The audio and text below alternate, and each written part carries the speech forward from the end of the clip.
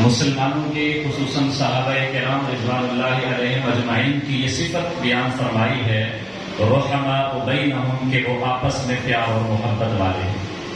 وہی محبت کا پیغام لے کر آج حضرت قاری محمود احمد قاسمی صاحب کی قیادت میں حضرت خواجہ غلام فرید قریجہ دامت برکاتہم العالیہ کے پاس تمام یہ گلدستہ حاضر ہوا ہے امن کے لیے۔ امن ہمارے ملک کے لیے کیوں ضروری ہے؟ اس کی یہ وجہ ہے کہ اتنی اس کی اہمیت ہے۔ ذی الحج کا مہینہ ہے، 18 ذی الحج کو خلیفہ سوم سیدنا عثمان بن عفان رضی اللہ تعالیٰ عنہ کی شہادت ہوئی۔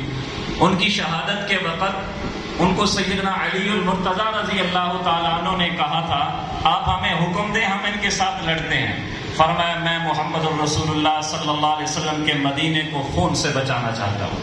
تو یہ انہوں نے ایک وطن سے محبت کا درس دیا۔ آگے یکم محرم الحرام کو سیدنا عمر فاروق رضی اللہ تعالیٰ عنہ کی شہادت ہے۔